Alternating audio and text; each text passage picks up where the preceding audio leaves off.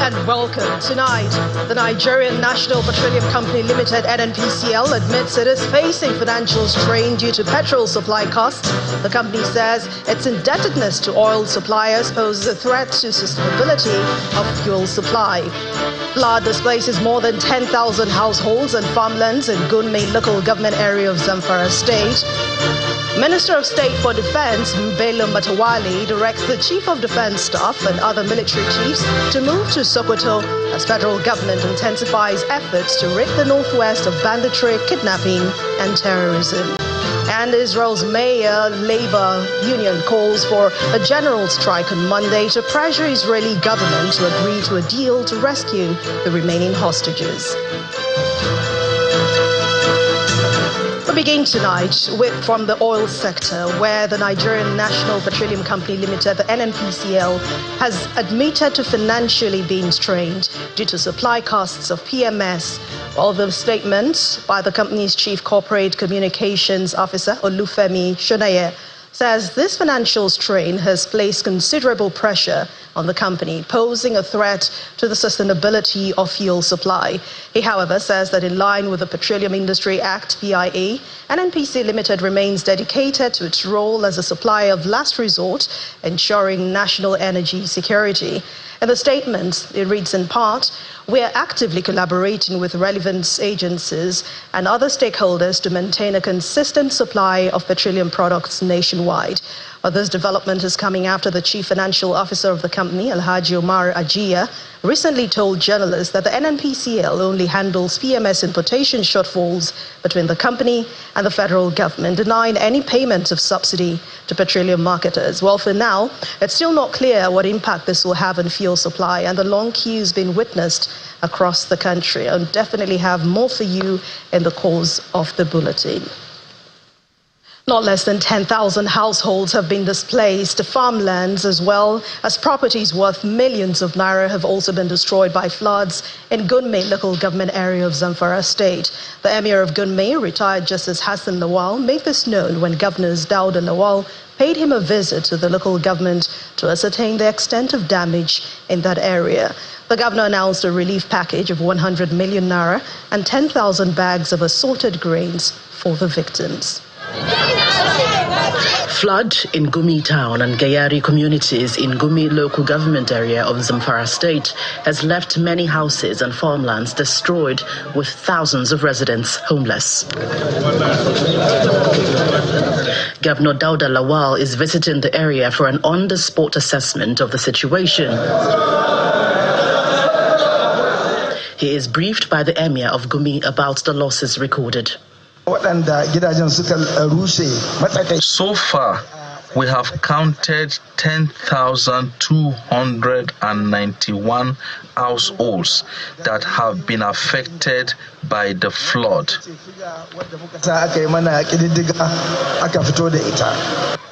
Governor Lawal sympathizes with the victims as he announces an immediate relief package of 100 million naira, among other items. He also pledges to construct new drainage systems in the state, repair existing dams and build new ones.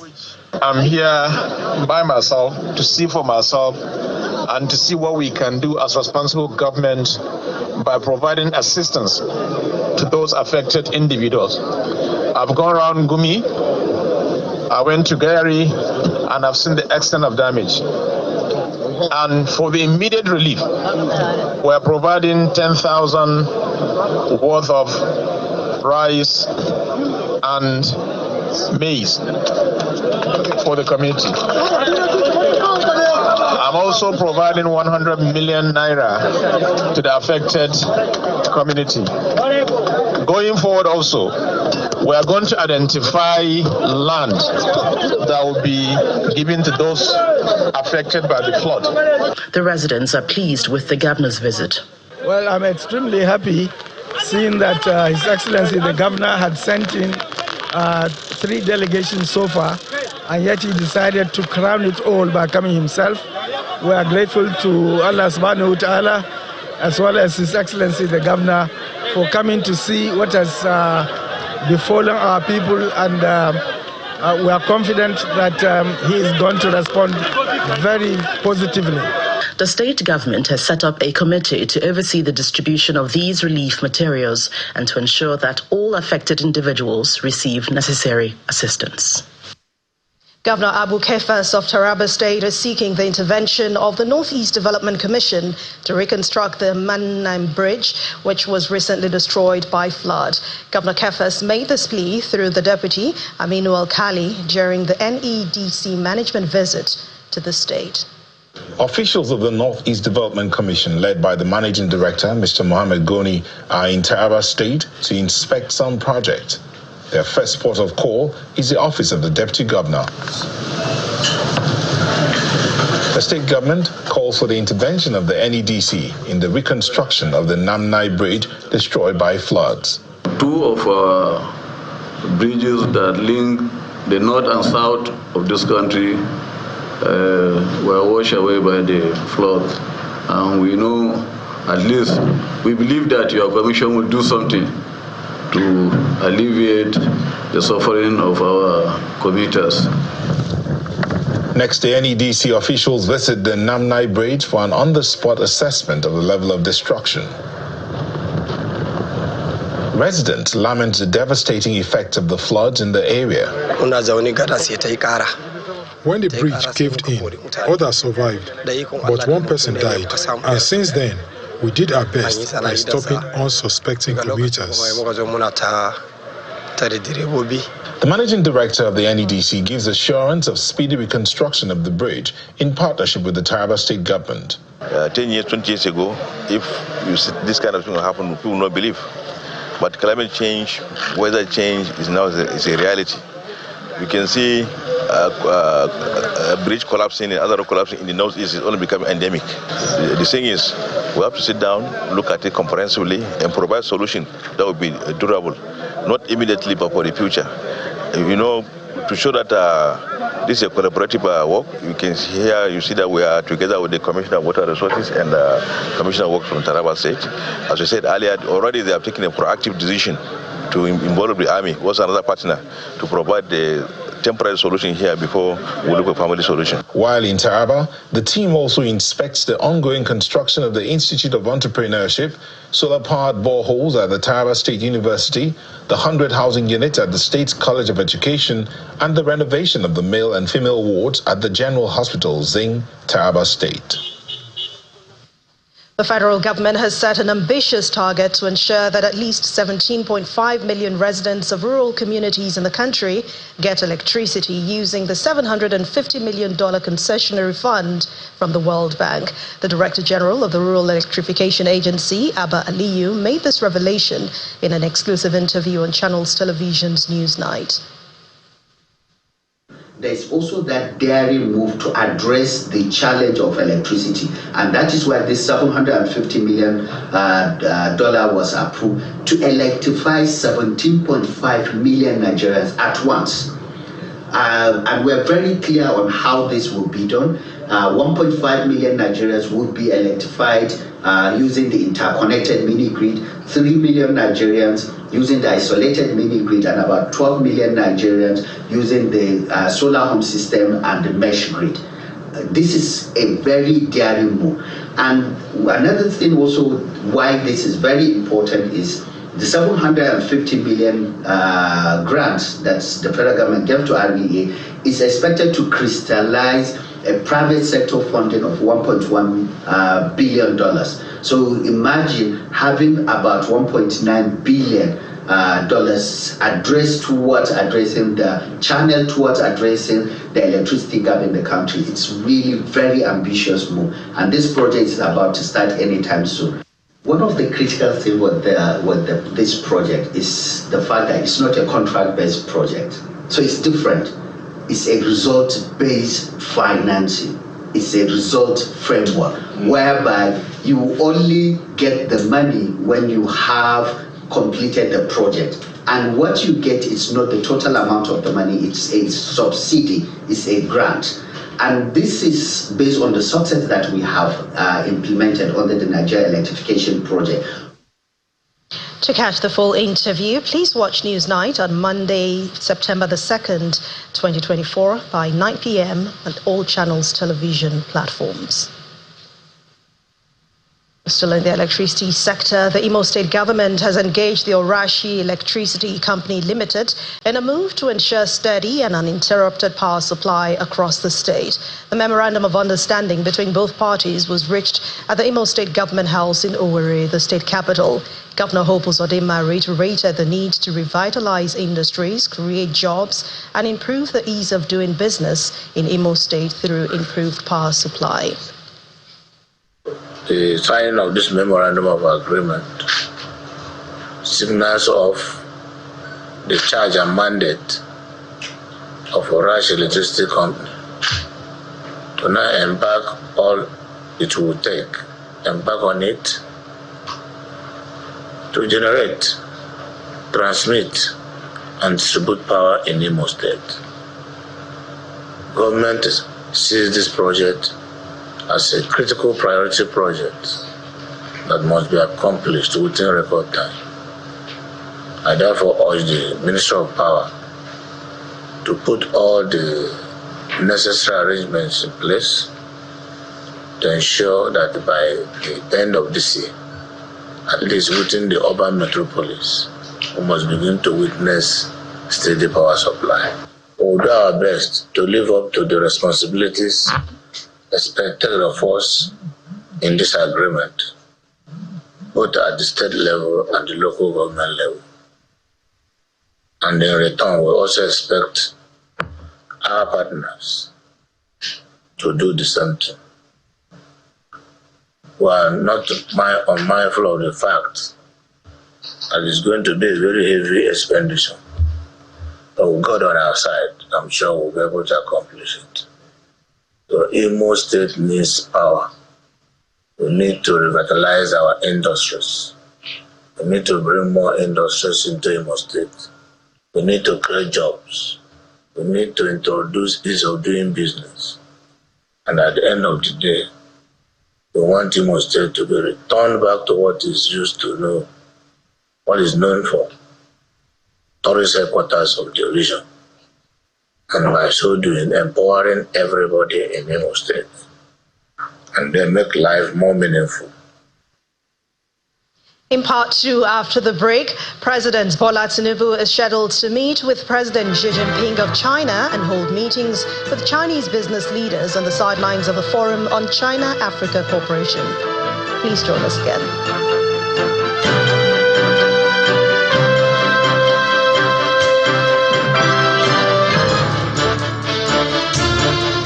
Welcome back. If you've just joined us, you're watching the news at 10, coming to you live on Channels Television from Lagos. A reminder of our top stories. The Nigerian National Petroleum Company Limited, NNPCL, admits it is facing financial strain due to petrol cost. The company also says the indebtedness to oil suppliers is posing a threat to the sustainability of fuel supply. Flood displaces more than 10,000 households and farmlands in Gunme local government area of Zamfara State. Minister of State for Defense Belema directs the Chief of Defense Staff and other military chiefs to move to Sokoto as the government intensifies efforts to rid the northwest of banditry, kidnapping, and terrorism. And Israel's major labor union calls for a general strike on Monday to pressure Israeli government to agree to a deal to rescue the remaining hostages in Gaza.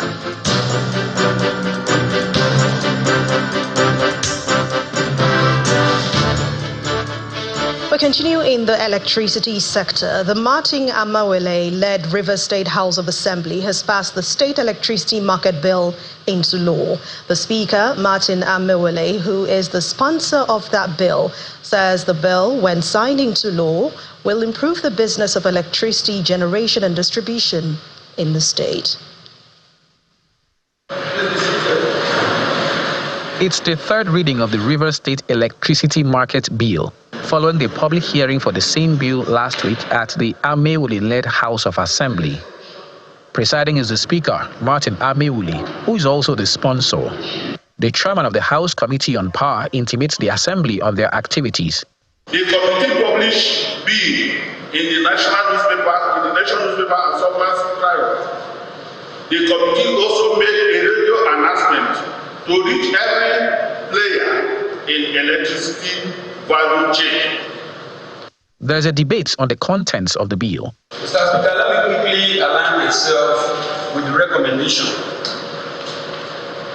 that the bill should be passed into law expeditiously in view of its importance to the socio-economic of the state. One thing I'm always conscious of is whenever you speak, I see compassion in you in helping the growth of the state. We have looked at all the materials necessary for this bill to be passed into law, and we so believe that if it does, which it will, help us as a state to grow economically and improve the well-being of our people. The Speaker explains that the bill has passed all legislative stages before bringing down the gavel, signifying its passage into law, and assures that a copy will be sent to the Governor for his assent.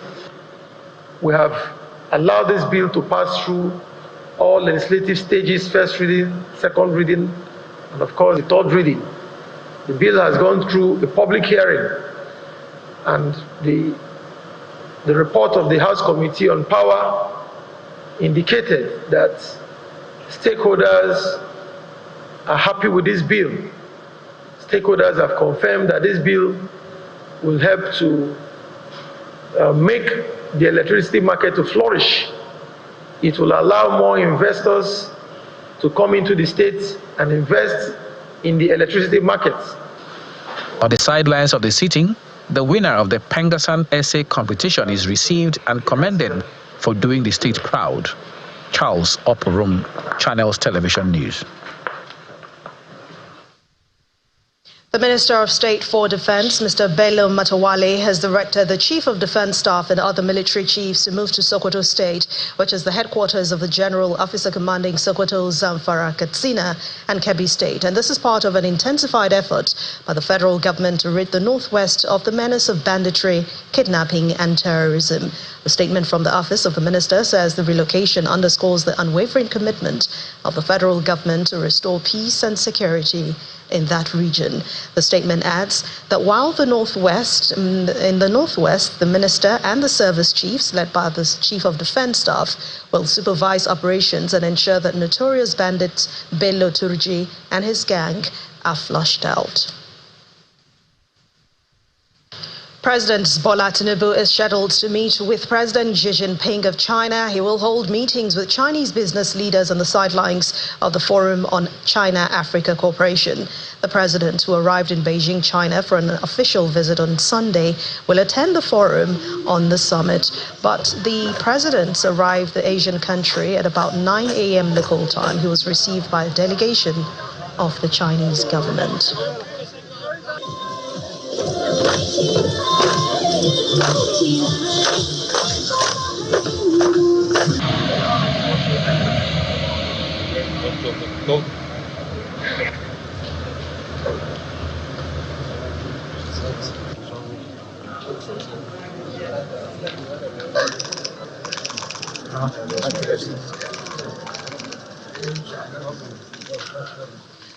The Nigerian National Petroleum Company Limited says that it is willing to outsource some or all of its operations and maintenance of the Warri and Kaduna refining petrochemical companies. Well, tonight, Babajide Ogunsawo, founder of Leadership by Data and Channels Television's data analyst, is here to share more insights about the management of Nigeria's refineries. Hello, Babajide. It's good to have you on the news at 10 again. Thank you for joining us. Good evening. Now, the NNPC has said that it is looking for private companies to operate its Kaduna, of course, and Warri refineries. But is there any evidence, when we look at all of this, of studies probably, that suggest that this is the right way to go? The first evidence is the statement we've just read earlier in the bulletin from NNPC. And that evidence points to the fact that prior to now, NNPC has been performing magic. In simple terms, the summary of the statement states that we've been importing petrol at a price, and we've been selling that price. I've been selling petrol below the price it lands for. So, in simple terms, NNPC is saying that petrol price is about to go up. So the summary is they've been doing magic. The question Nigerians are asking and why we are seeing so many fuel queues right now is because they're asking, NNPC has done its magic, is saying it's tired of doing magic. Will the federal government now do a miracle? Will the federal government perform a miracle? What do I mean? Now that the statement from the NNPC has come out, the statement we're expecting from the government is the government willing to allow Nigerians to buy petrol for as much as 1,200 naira to as much as 1,500 naira per litre? In between the statement from the NNPC and the statement we're expecting from the government, in between that gulf lies the solution to fuel queues and fuel pricing. But what is clear is that petrol prices may likely significantly go up. So that sorts out the first issue that we started off with tonight.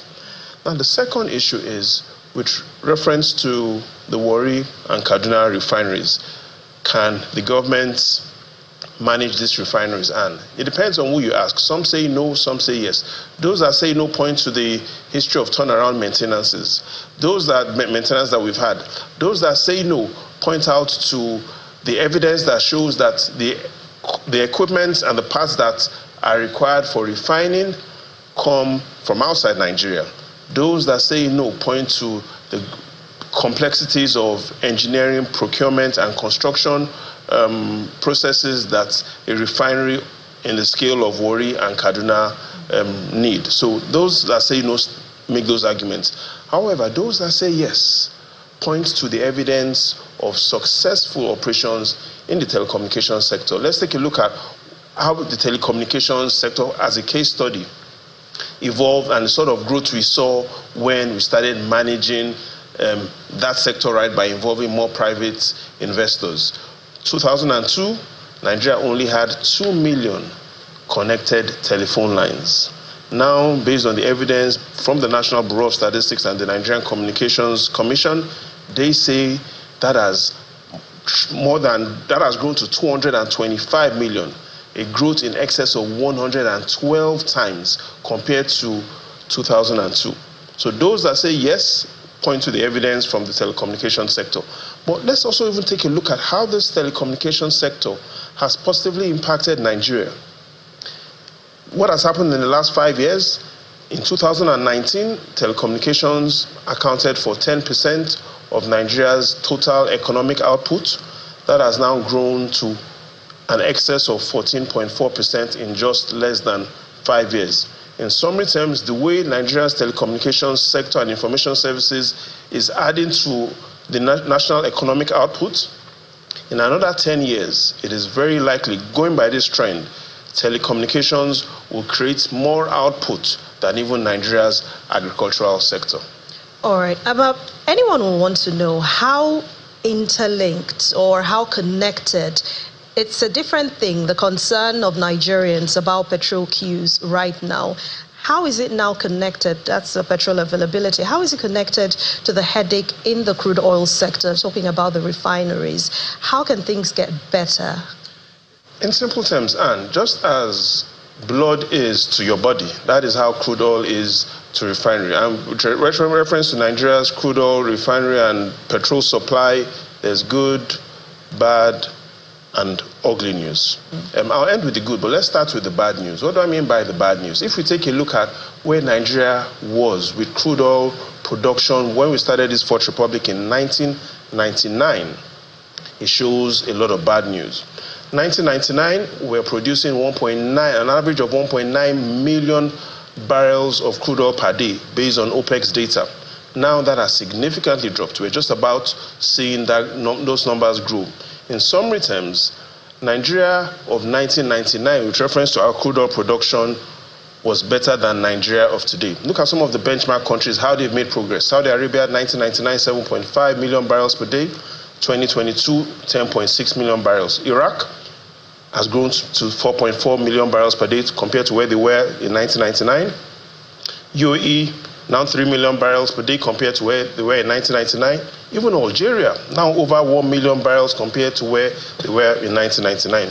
Nigeria, based on OPEC's data, 1999, 1.9 million barrels per day.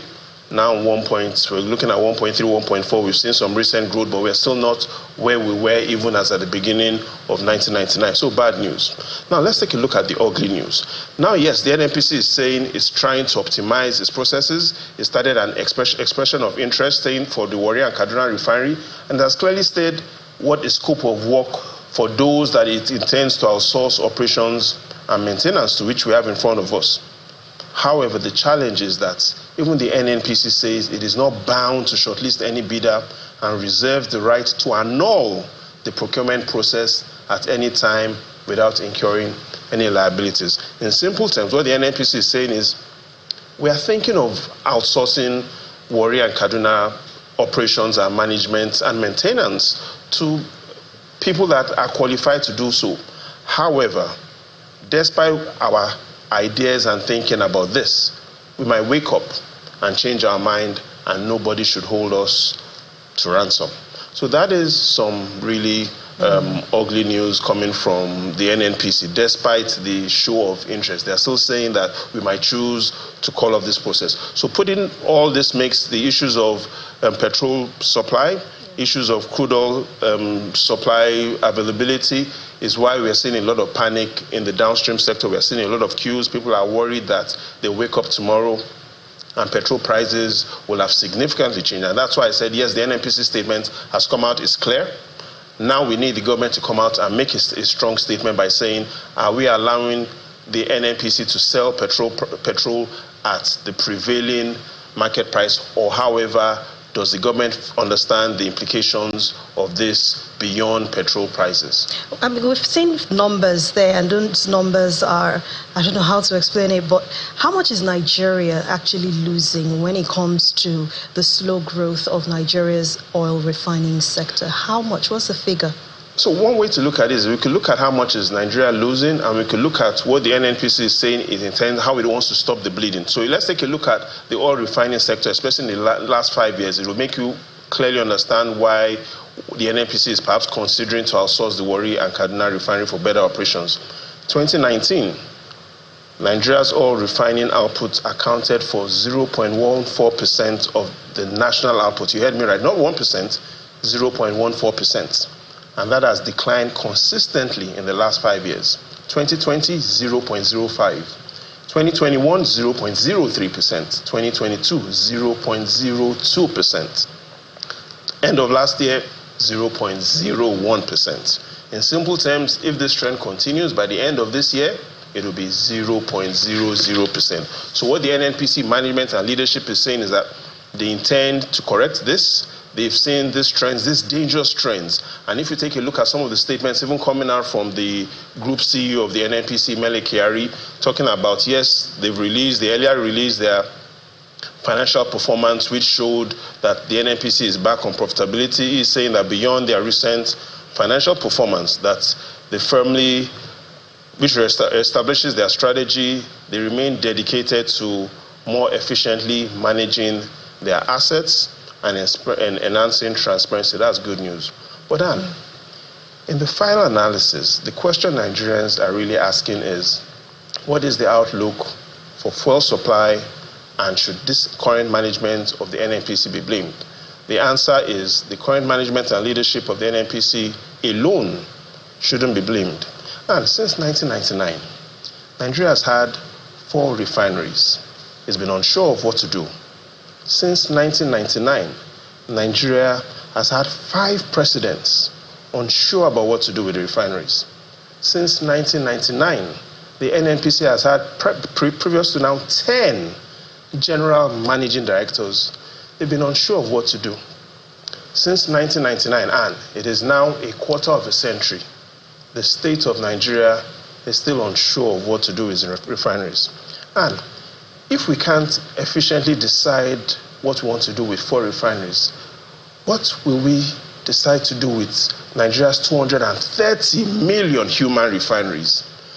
So my fear, Anne, is that in another quarter of a century, we will be back here discussing about Nigeria's 4 refineries. And Well, that's not what we pray for. See you in 2049. No, I refuse. Thank you very much. Babajide Oguso, founder of Leadership by Data, and of Channel Television's data analyst. We always have to be optimistic.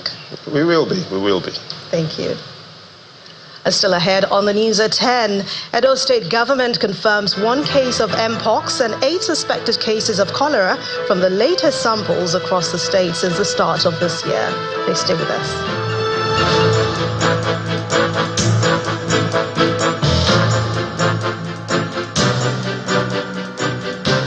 Welcome back. Some company news now. And Belema Oil Producing Limited, a player in the nation's oil sector, has announced a new leadership that will drive the company's transformation and realize its shared vision. The company named Amadu Sambo as its new managing director and Emmanuel Onos as the new chief finance officer.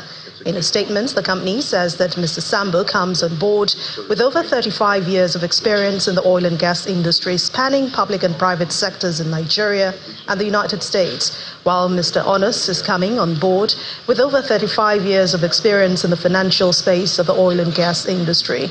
The company believes that the combination of them, that's Mr. Sambo and Onos, supported by the existing management team, will revitalize the joint operation, unlock multi-billion-dollar value, and reposition it for greater height that will be more beneficial to all shareholders. The company adds that it is considering the team as the perfect blend of skills and expertise needed to reset Belema Oil as a world-class E&P company and to ensure that it becomes the best public enterprise for Nigeria and international equity investors.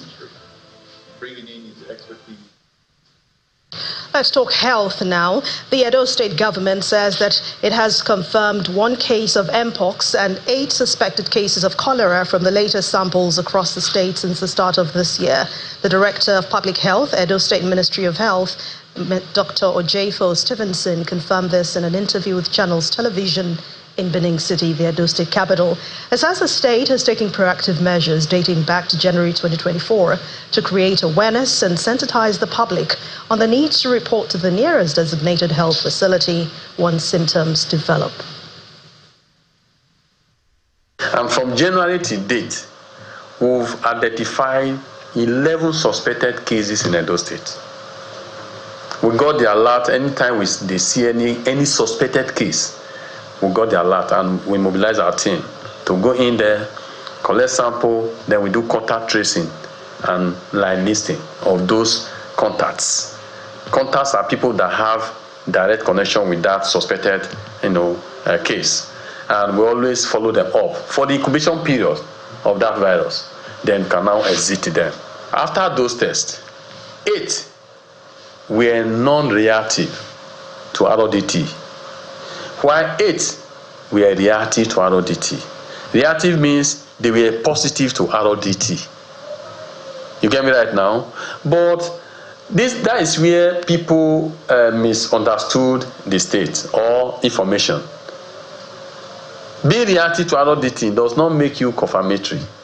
It only qualifies you as a health personnel to now further send the sample for culture, to isolate the organism, because many other organisms can react to that RODT, which are not cholera, Vibrio cholerae, which is the organism that causes cholera.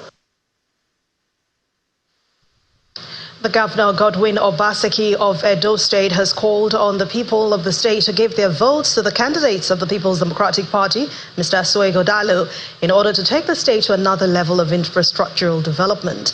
The governor made the call at the campaign in Owa West and East local government areas of the state. Governor Obaseki says his achievements in the area as he woos residents to reciprocate by voting for the party's governorship candidate. Owan East local government area of Edo State is the latest stop for the campaign train of the People's Democratic Party, the PDP. Governor Godwin Obaseki, the governorship candidate, Mr. Asue Ighodalo, and his deputy arrive at the campaign grounds amidst cheers from party supporters.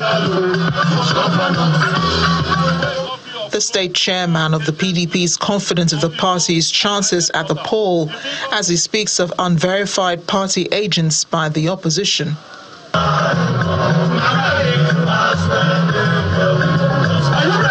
party where no fit upload common agents list to into INEC portal. If he govern our state, they go vote for them. And people that take stick, they drive them, they go because they don't want out. So we believe we and our West will get relationship. So the beg una, I beg. The person who will go vote for the first are these parties' candidates. The governorship candidate is promising to consolidate on the achievements of Governor Obaseki as he reels out his plans. If na 10,000 votes, 20,000 votes, we won't get 90% of that vote.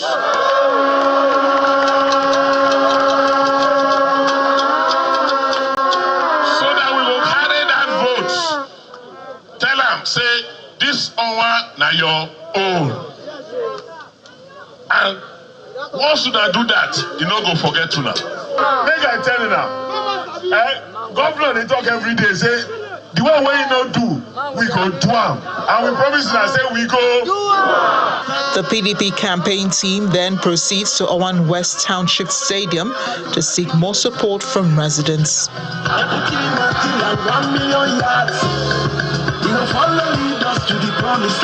The candidate affirms his commitment to making the state better. We are already working. And we want to prove the David Thomas is wrong, that we can win in Owan East. Yes. We will win.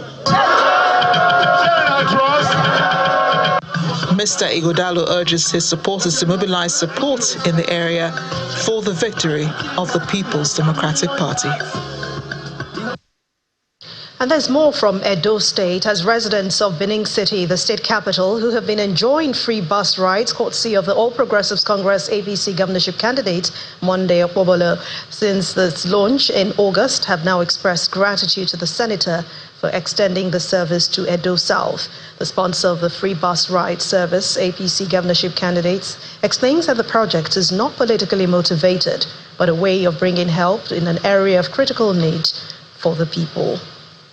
The Monday Okpebolo free bus ride since its launch in August has been running major routes across the Benin metropolis, including Ring Road Ubowo, Saple Road, Airport Road, and Ikuba Hill.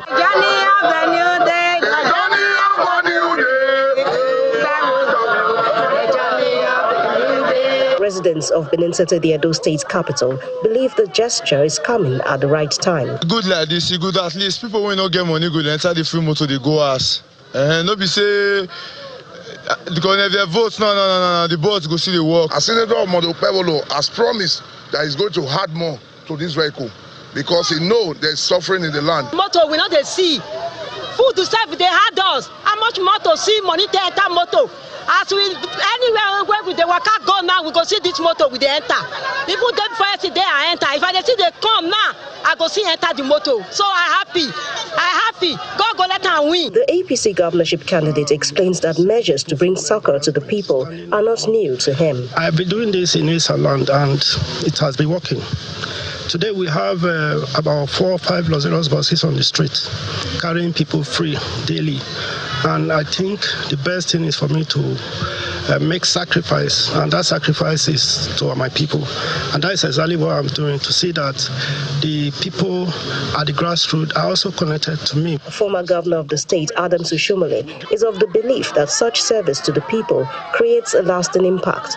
He, however, regrets that the present administration did not follow his footsteps. We had 100 buses I call comrade buses with green. Now they remove the comrade bus. But when you ask the people, every time I see them, you see the way they wave. Because they know that I provided those buses.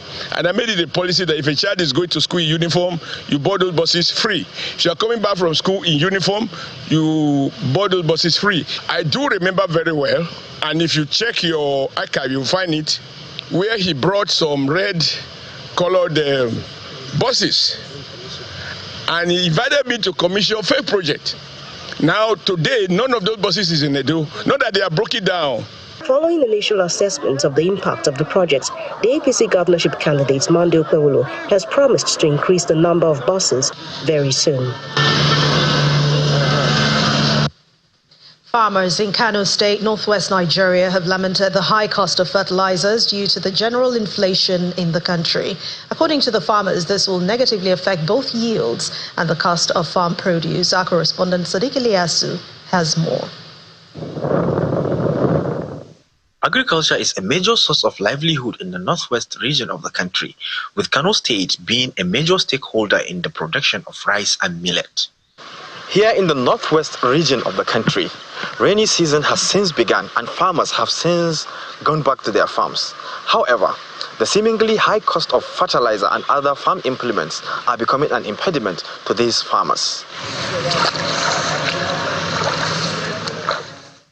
Muhammad Sangina is a farmer in Kura local government area.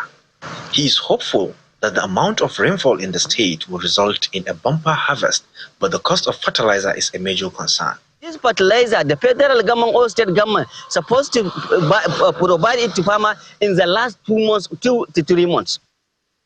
And this has been the tradition of government in Nigeria over the years. Whenever they want to give agricultural support or agricultural intervention, they are not giving it in time. They are not determining the distribution. Most of the time they are distributing it very late. They will tell you that they are going to support rice farmers, but they will not provide the seed and everything until September or October or August, September. Like Zengina, Yazid Ismail could not afford to buy fertilizers and did not benefit from the fertilizers distributed by the government. Taki wanda shine kusan matsalar talaka. Buying fertilizer is one of our major problems nowadays. Even if the government distributed the fertilizers, it does not reach us. The state chairman of the All Farmers Association of Nigeria says the state government has intervened to address the issue of high cost of fertilizer.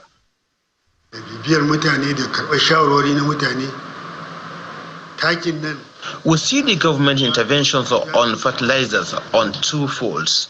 One was distributed free, while other was sold at subsidized prices.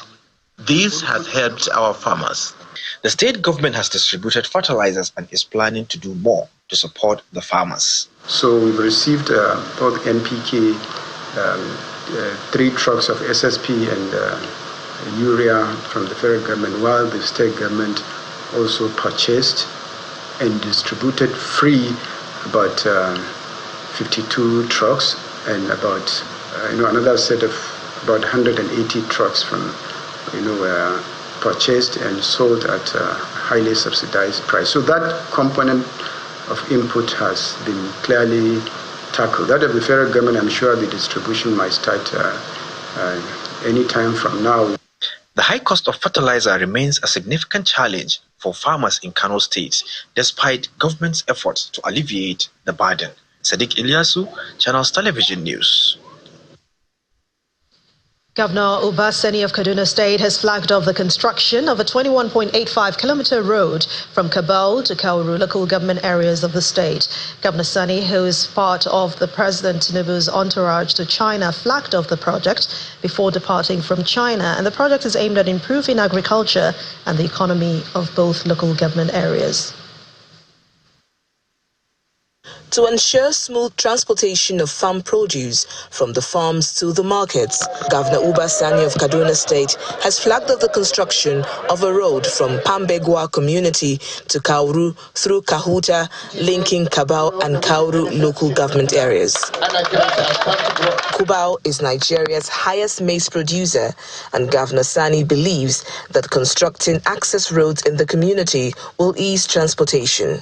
Our administration rural transformation agenda is being aggressively pursued because it holds the key to unlocking the enormous potential of the state in the agricultural and informal sectors, as well as promptly addressing the problems of poverty, unemployment, and insecurity.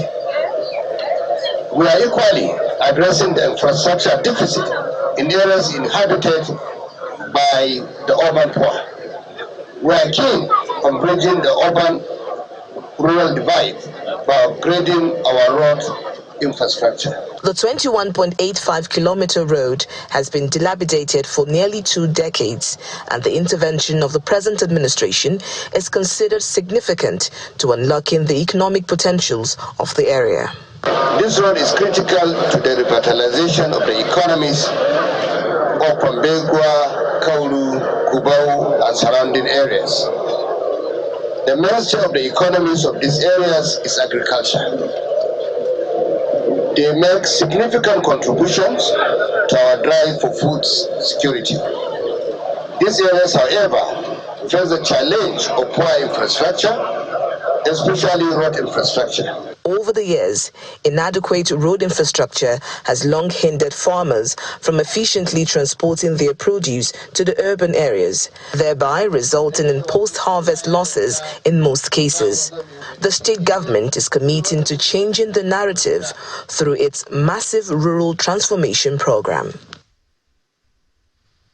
Operatives of the National Drug Law Enforcement Agency, the NDLEA, have intercepted a total of 31,124,600 pills of tramadol and bottles of codeine-based syrup worth over 17,932,200,000 naira in street value at the Port Harcourt Port Complex in Onne, River State, and the Tinkan Seaport in Lagos. A statement by the head of media and advocacy of the agency, Mr. Femi Babafemi, says the seizures were made following intelligence processed by the agency on the movement of the shipment from their port of origin in India, leading to a demand for 100% joint examination of the watch-listed container with the Nigerian Customs Service and other sister security agencies. The statement adds that at the Port Harcourt Port Complex in Onne, operatives equally intercepted a total of 447 cartons of tramadol containing 29,840,000 pills of opioid, as well as 380,000 bottles of codeine syrup from 3 containers on August the 29th. The statement also adds that the wanted ex-beauty queen, Miss Aderioye Queen Christmas, also known as Miss Queen Oluwadamilola Aderioye, has surrendered to the Lagos command of the agency after about 8 months of being declared wanted for dealing in illicit substances.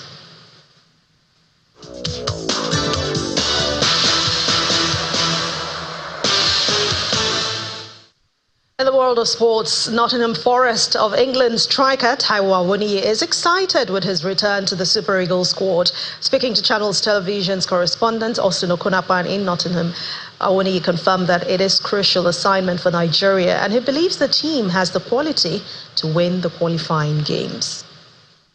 Yeah, for me, as I already said it, Super Eagles is a great privilege for every player. I think everyone wants to be part of it. For every player that is called up, I think everyone is excited about it and everyone is going there to give the best for the country. Yeah, for us, I think what I do say for ourselves is we as a player, our job is just to play football, and the administrative part is taken care by people that are in charge. So I think for us, we just want to go there, do the best for our country, and that's it. I think for us, it's something big when it comes to Super Eagles. But like I said earlier, I think we have what it takes to win every game in Africa. As a player, we have everything in our hands, and it's just all about putting everything together, doing the best for ourselves, and fighting for the color of the country. And Slot passed his first major examination as Liverpool manager with a statement 3-0 win at Manchester United, thanks to Luis Diaz's double and Mohamed Salah's strike this evening. Slot has the unenviable task of succeeding Jurgen Klopp, but he has made a perfect start with a 100% record from 3 English Premier League games to sit alongside Manchester City at the top of the table. Chelsea suffered fresh frustration after blowing the lead in a 1-1 draw against Crystal Palace. Newcastle maintained the unbeaten start of the season as they defeated Tottenham in a thrilling match at a packed and atmospheric St. James's Park.